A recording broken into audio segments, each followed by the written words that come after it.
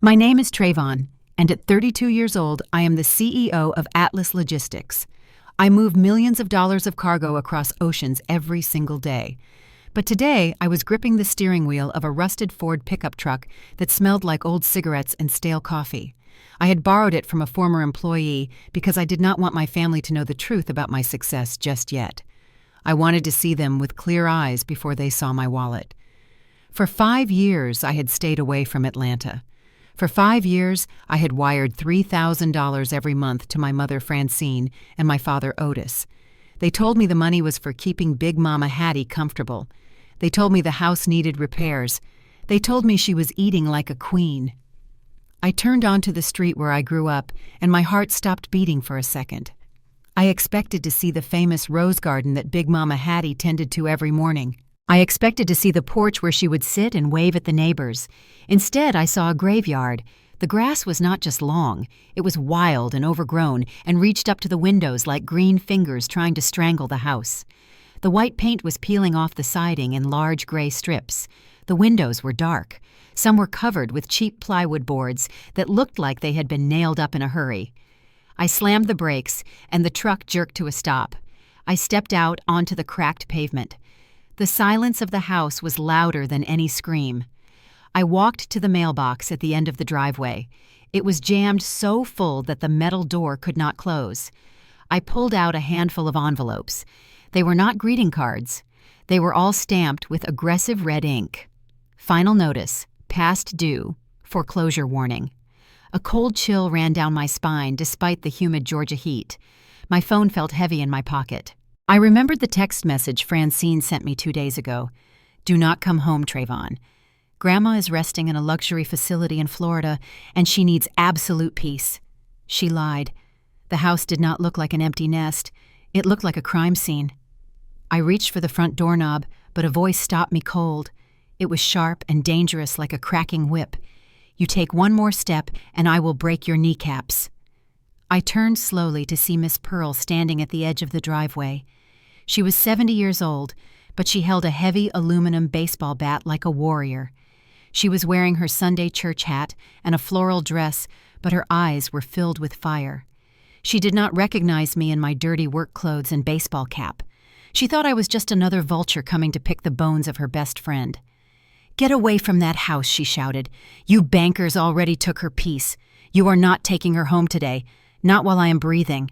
I slowly lifted my hands and took off my cap. Miss Pearl, it is me. It is Trevon. The aluminum bat fell from her hands and clattered loudly onto the concrete driveway.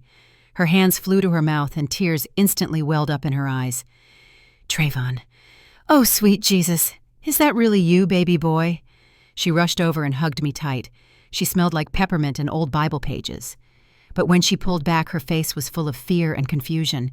She grabbed my arm and lowered her voice to a whisper. Where have you been, Trevon? I have not seen Hattie in 6 months. Not since Easter Sunday. My blood ran cold. 6 months. I looked at her and asked where she was. Miss Pearl shook her head sadly. Otis and Francine told the whole church that Hattie lost her mind. They said she had severe dementia and became violent. They told us they moved her to a luxury nursing home in Florida that cost $5,000 a month. I felt sick to my stomach. My grandmother was as sharp as a tack the last time we spoke. Miss Pearl gripped my arm tighter. But something is not right, Trevon. If she is in Florida, why do Amazon trucks come here every single day? I see the packages, designer shoes, electronics, expensive wine, and that boy Dion. He takes Hattie's vintage Cadillac out every night and comes back at 3 in the morning smelling like smoke. They are stripping this place bare. The rage inside me was no longer a spark. It was a forest fire. I looked Miss Pearl in the eye. I need you to stand here and watch the street. If you see their car, you scream. She nodded and picked up her bat again. Go get her baby. Go get our girl. I turned back to the rotting wood of the front door. I did not need a key anymore. I marched around to the back entrance where the wood frame was older and weaker. I did not bother knocking this time. I took a step back and drove the heel of my heavy work boot right next to the deadbolt. The wood splintered with a loud crack and the door swung open. The smell hit me first. It slammed into me like a physical blow to the chest. It was a toxic, thick stench of sour milk and rotting garbage and unwashed clothes. It was the smell of total abandonment. I pulled my shirt up over my nose and stepped into the darkness. My eyes adjusted to the dim light, and my heart broke into 1,000 pieces. This living room used to be a sanctuary. It was the pride and joy of Big Mama Hattie. I remembered how she used to keep her white velvet sofa covered in thick, clear plastic. No one was allowed to sit on it unless it was Christmas or Easter. The oak floorboards used to shine like a mirror because she polished them with oil every single Saturday morning. But now the room looked like a frat house after a wild party. The plastic covers were gone. The white velvet was stained with dark purple blotches of spilled wine and grease. There were empty bottles of Dom Perignon and Hennessy scattered everywhere. They were lying on their sides and rolling across the floor. Half-eaten boxes of pizza were stacked on the coffee table and covered in fuzzy green mold. I walked further in and heard the crunch of glass under my boots. Someone had dropped a crystal vase and just left the shards there. Cigarette butts were ground directly into the honey oak floorboards that my grandfather laid with his own hands 50 years ago. My parents and my brother had turned a museum of black excellence into a trash can. I made my way to the kitchen island. It was piled high with unopened mail and legal documents. I started flipping through them, and my hands began to shake with pure rage. I found a thick packet from a predatory lending company. The title at the top said Reverse Mortgage Approval in bold black letters. I read the numbers and felt the blood rushing in my ears. $300,000. They had taken out a loan against the full value of the house. I flipped to the last page and saw the signature, Hattie Mae Wilson. But it was not her elegant cursive handwriting. It was a shaky and sloppy scrawl. It was a forgery. My father Otis had forged his own mother's signature to steal her equity. I looked around the room and realized the truth. The antique clock was gone. The silver tea set was gone. The painting of Jesus that hung over the mantel was gone. They were selling her life, piece by piece. They were burning through her legacy to buy designer clothes and post photos on Instagram to impress strangers. They had stripped the meat from the bone and left the skeleton to rot. I stood frozen in the middle of the kitchen with the fraudulent loan papers in my hand. The silence in the house was heavy and suffocating. Then I heard it. It was a faint sound coming from behind the narrow door in the hallway. It sounded like a whimper or a small animal in distress. My eyes darted to this basement door. Big Mama Hattie hated the basement. She always said it was too cold and the stairs were too steep for her bad knees. She had not gone down there since my grandfather passed away 20 years ago. I walked slowly toward the door and my blood turned into ice. There was a heavy steel hasp screwed into the frame and a brand new silver padlock securing it from the outside. They had not just neglected her, they had incarcerated her. I did not look for a key. I took 3 steps back and launched my heavy boot into the wood right next to the lock. The dry wood shattered with a loud crack. I kicked it again, and the door flew inward and hit the wall with a thud. A blast of cold, dank air rushed up the stairs, carrying the scent of mold and human waste. I pulled out my phone and turned on the flashlight. The beam cut through the darkness as I descended the creaking wooden steps. My hand was shaking so hard, the light danced on the concrete walls. "Big Mama," I called out softly. The light swept across the cold concrete floor and landed on a pile of old rags in the corner. My knees almost gave out. It was not a pile of rags. It was my grandmother. She was curled up in a fetal position on a stained mattress with no sheets. She was wearing a thin nightgown that hung off her frame like it was draped over a wire hanger. She was skeletal. Her cheekbones jutted out sharply, and her eyes were sunken deep into her skull. Beside the mattress, there were 3 open cans of cold beans and a plastic bucket filled with brown, murky water. I rushed to her side and fell to my knees. "Big Mama, it is me. It is Trevon." She flinched away from my touch and covered her face with her trembling hands. Her voice was a dry, raspy whisper that sounded like dead leaves dragging on pavement. "Otis, I am sorry. Please do not be mad. I did not mean to ask for food. I will be quiet. Please, son, just give me a sip of water." My heart shattered into a million pieces. Aw. She did not recognize her own grandson. She thought I was her son coming to punish her. She was apologizing to the monster who did this to her. I gently lifted her head and saw the terror in her cloudy eyes. "I am not Otis. I am here to help you." I wanted to scream. I wanted to burn the world down. But I needed to be cold and calculated. I did not dial 911.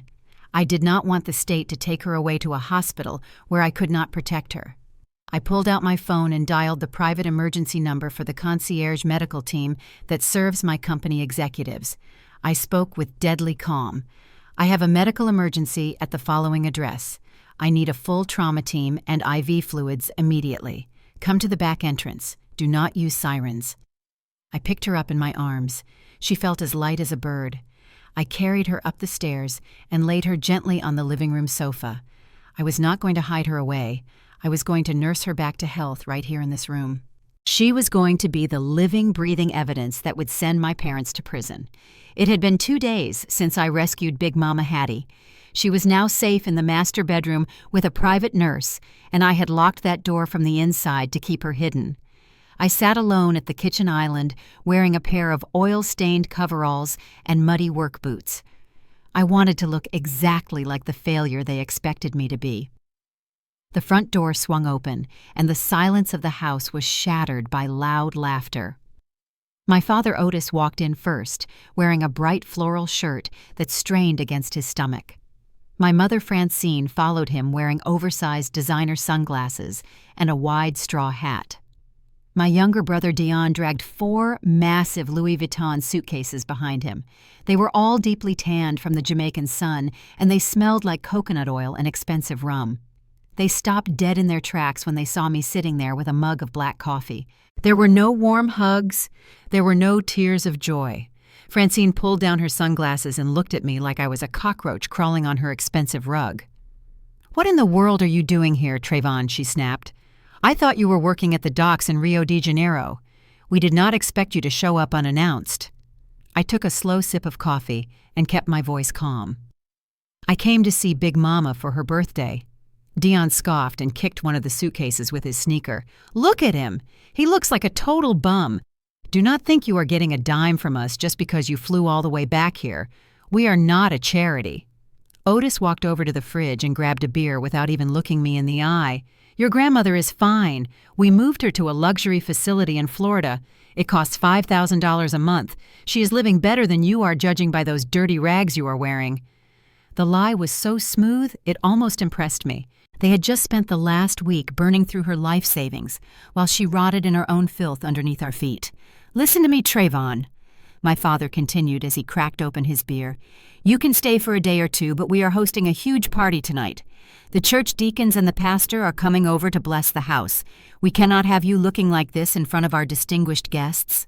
Francine nodded in agreement and pointed a manicured finger at the floor. "You need to stay completely out of sight. Go sleep in the garden shed or go down in the basement. Just do not come upstairs until everyone leaves. We have a reputation to maintain, and you simply do not fit the image." By 6 in the evening, the house was transformed into a cheap imitation of a palace. They had rented white folding chairs and set them up in the living room right over the stains on the floor. They covered the moldy walls with white silk drapes to hide the water damage. It was all smoke and mirrors. The air smelled of cheap cologne and fried chicken that they had bought from a fast food joint and put on silver platters. Pastor Jones arrived in his black Lincoln town car. He was a good man with gray hair and a kind face who had baptized me when I was a baby. He walked in with the board of deacons holding their heavy leather Bibles. They thought they were coming to bless a home that had been renovated by a loving son. They smiled at my parents and praised them for their faithfulness. They had no idea they were walking into a den of thieves. I retreated to the dark hallway near the guest bedroom, where Otis and Francine were getting dressed. They did not know I was there, standing in the shadows. I leaned against the wall and held my breath as their voices drifted through the crack in the door. Otis was laughing. "Did you see the look on the pastor face? He thinks we are saints." Francine giggled. "Just wait until tomorrow. We will call the doctor and tell him Hattie passed away in her sleep from old age. We can say she died at the nursing home. Nobody will question it. She is 85 years old." My blood began to boil. They were planning to erase her. They were going to fake her death record to cover up their crimes. Otis continued. Once she is officially gone, we can sell this house for cash. The market is hot. We can get another $200,000 and move to Miami permanently. What about Trevon? Francine snorted. That boy is as dumb as a box of rocks. He thinks we are doing him a favor by letting him sleep in the shed. He will go back to Brazil and we will never see him again. I stepped back from the door. My hands were clenched so tight my fingernails dug into my palms. They were not just thieves. They were monsters. They were willing to sacrifice my grandmother for a condo in Miami. I pulled out my phone. I did not feel sadness anymore. I felt cold, hard determination. I typed a message to my executive assistant, who was waiting in a black SUV 2 blocks away. Bring the case file and call Sheriff Miller. Tell him it is time to execute the warrant. I put the phone back in my pocket and adjusted my dirty work cap. The party was about to begin, and I was going to be the master of ceremonies. The atmosphere in the living room was suffocating. It was thick with the smell of cheap cologne and the heavy floral scent of the plastic lilies that Francine had scattered everywhere to hide the water stains on the tables. The room was packed with 30 people from the church congregation. They were fanning themselves with paper plates and nodding along as Pastor Jones spoke. Otis was standing in the center of the room wearing a suit that was a shade of blue, too bright for a businessman. It was shiny and synthetic and looked like it would melt if he stood too close to a candle. He had a glass of punch in one hand and was nodding solemnly as the pastor praised him. Francine stood next to him, clutching a strand of pearls that were clearly plastic. She looked like a queen presiding over a kingdom built on sand. In the corner, my brother Deon was leaning against the wall. He was spinning the key fob of a rental Mercedes around his finger, trying to impress 2 girls from the choir. I heard him bragging loudly. Yeah, I just bought the whip last week. Cash only. You know how we roll. I stood in the doorway of the kitchen holding a silver serving tray with glasses of ice water. I was invisible to them. I was just part of the furniture. I stepped into the room and began weaving through the crowd. I was not there to serve them. I was there to position myself. I walked past Francine and she froze. Her eyes went wide with panic and then narrowed into slits of pure venom. She leaned in close and hissed through her clenched teeth. Get back in the kitchen, you useless fool. If you embarrass me, I will have you arrested. I ignored her and kept walking. A heavy hand landed on my shoulder. It was Deacon Miller, a kind old man who had known me since I was a boy, but clearly did not recognize the man I had become. He looked at me and then turned to Otis. Who is this strapping young man, Otis? I do not recognize him. Otis let out a nervous laugh that sounded like dry leaves crunching. Oh, him. That is just Trevon. He is a distant nephew on my side. He is a little slow in the head, if you know what I mean. We let him stay here out of charity because he has nowhere else to go. The room went quiet. Pity washed over the faces of the guests. They looked at me like I was a broken puppy. That was the moment the last chain snapped. I set the tray down on a side table with a loud clatter. I did not look at the guests. I looked straight at the microphone stand that had been set up for the choir.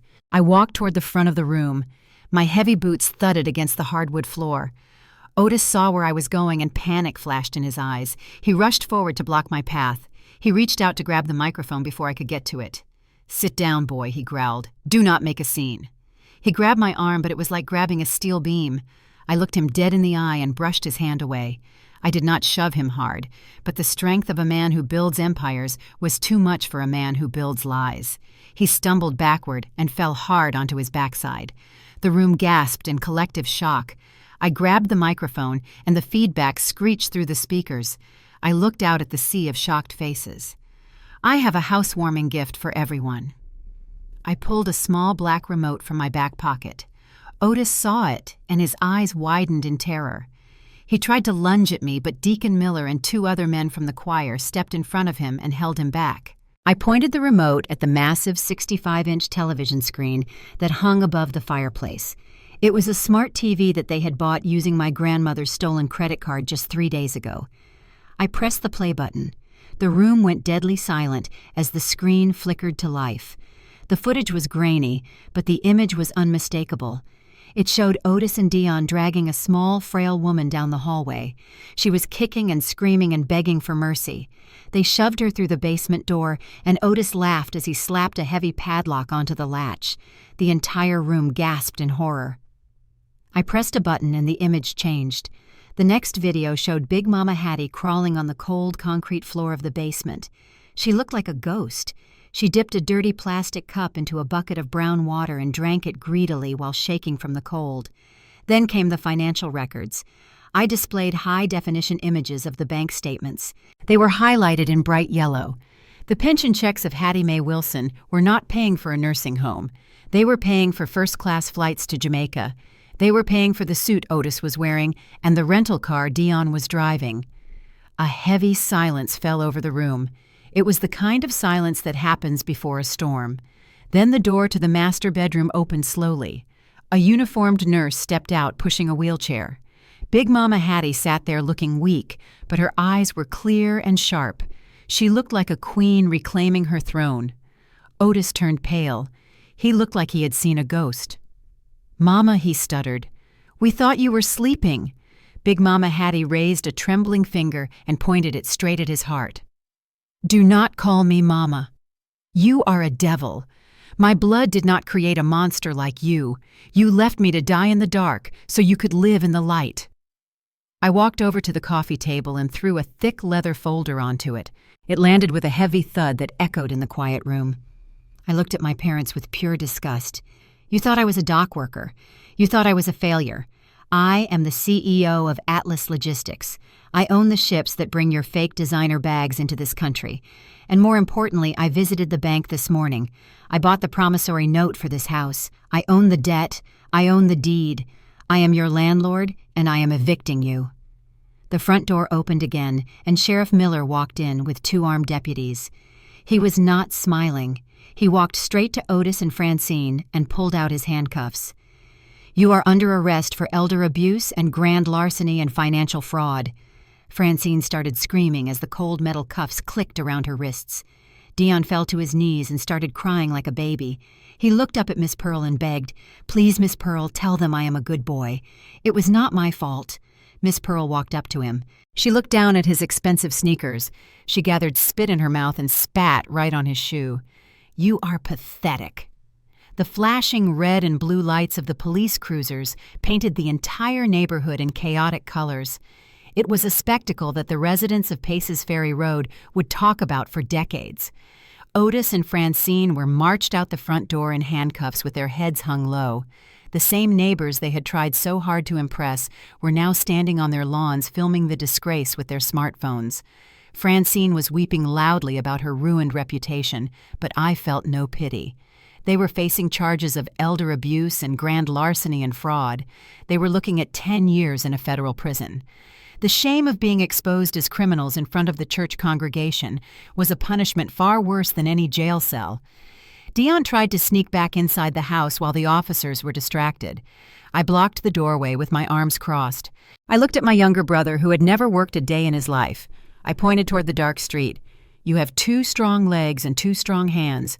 Go use them. If you want to eat, you need to work like a man. You are not welcome here anymore." He looked at me with shock, but he saw the steel in my eyes. He turned around and walked away into the darkness with nothing but the clothes on his back. The leash had finally been pulled off. 3 months later, the house looked brand new.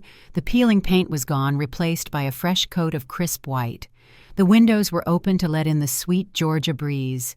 The rose bushes in the front yard were blooming vibrant red once again. I sat on the porch swing next to Big Mama Hattie. She had gained weight, and her cheeks were full and rosy. Miss Pearl was sitting in the rocking chair beside us, sipping a glass of sweet iced tea.